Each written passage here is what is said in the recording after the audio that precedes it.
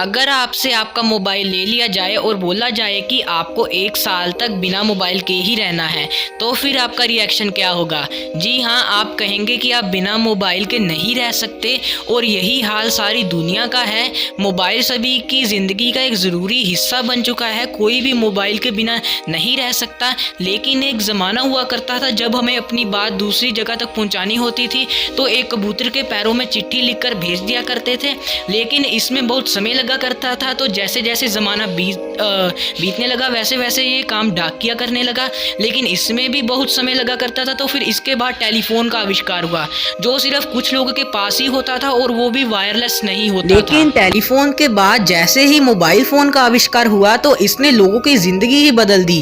पहले क्या होता था कि लोगों को एक जगह पर बैठकर टेलीफोन से चिपक कर बात करनी पड़ती थी, लेकिन जब मोबाइल फ़ोन का आविष्कार हुआ तो सब कुछ बदल गया और अब तो मोबाइल फ़ोन स्मार्टफोन में भी तब्दील हो गया है। पहले तो मोबाइल फ़ोन में बस कॉल करने की और कॉल रिसीव करने की फैसिलिटी होती थी, लेकिन अब तो फ़ोन में web browser, video, music, camera, games जैसे फीचर्स दिए जाते हैं। जब पहली बार मोबाइल फ़ोन निकले थे तब इनका साइज़ इतना बड़ा था कि इनको पॉकेट में रखना तो दूर, इनको एक जगह से हिलाया भी नहीं जा सकता था।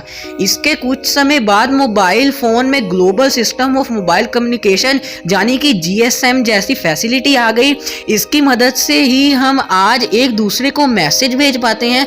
जैसे जैसे वक्त गुजरता गया वैसे वैसे मोबाइल का साइज छोटा होता गया और उसकी फैसिलिटीज बढ़ने लगी और आज हर कोई मोबाइल फ़ोन की अहमियत को समझता है। ये हमें दुनिया के किसी भी कोने में किसी भी इंसान से बात करा सकता है।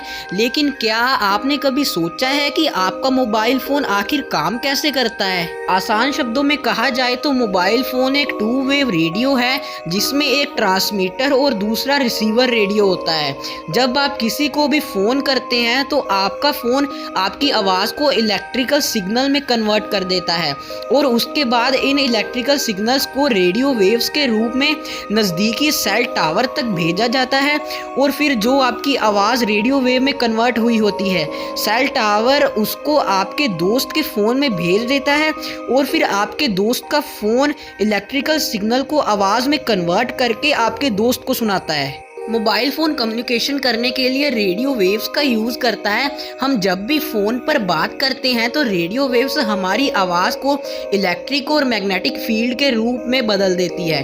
रेडियो वेव्स सारे डेटा को लेकर लाइट की स्पीड के साथ चलता है और मोबाइल से जो रेडियो वेव्स निकलती हैं उनको सेल टावर तक जाना होता है और फ़ोन से लेकर सेल टावर तक जितना भी रास्ता पड़ता है उस रास्ते में आने वाली हर चीज़ को रेडियो वेव एब्जॉर्ब कर लेती है या फिर आर पार निकल जाती है। अभी आप में से कुछ लोग सोच रहे होंगे कि हमारी आवाज़ को इलेक्ट्रिकल सिग्नल में कौन कन्वर्ट करता है और उस इलेक्ट्रिकल सिग्नल को इलेक्ट्रिकल वेव्स में कौन कन्वर्ट करता है। तो हमारे फ़ोन में एक एंटीना होता है जो हमें कॉल करने की और कॉल रिसीव करने की फैसिलिटी देता है और वही जो एंटीना होता है वही हमारी आवाज़ को इलेक्ट्रिकल सिग्नल में कन्वर्ट कर देता है और फिर वही इलेक्ट्रिकल सिग्नल को वो रेडियो वेव्स में कन्वर्ट कर देता है। दुनिया का सबसे पहला मोबाइल 1973 में जॉन एफ मिशेल और मार्टिन कूपर द्वारा बनाया गया था और इस मोबाइल का वज़न तकरीबन 2 किलो था और इसकी कीमत पूरी 2 लाख थी। और फिर 1983 में एक और मोबाइल बनाया गया जिसकी बैटरी को एक बार चार्ज करके तकरीबन 35 मिनट तक बात की जा सकती थी। और फिर 1979 में जापान ने ऑटोमेटेड सेलुलर नेटवर्क शुरू किया जिसको हम आज 1G भी बोलते हैं और इसकी मदद से एक ही बार में कई लोग आपस में कॉल कर सकते थे। इसके बाद 1991 में 2G टेक्नोलॉजी की शुरुआत फिनलैंड में रेडियो लिंजा द्वारा शुरू की गई थी और इसके बाद 1997 में सबसे पहला कैमरे वाला फ़ोन निकाला गया था। जब सबसे पहले टेलीफोन निकला था तो आज के ज़माने के फ़ोन से बिल्कुल अलग होता था। आज के ज़माने के फ़ोन तो वायरलेस होते थे, लेकिन जो टेलीफोन सबसे पहले निकला था वो वायरलेस बिल्कुल भी नहीं था। उसमें वायर के साथ ही बात करनी पड़ती थी और किसी को भी फ़ोन नंबर डायल करने से पहले हमें उसके फ़ोन नंबर का STD कोड पहले डायल करना पड़ता था।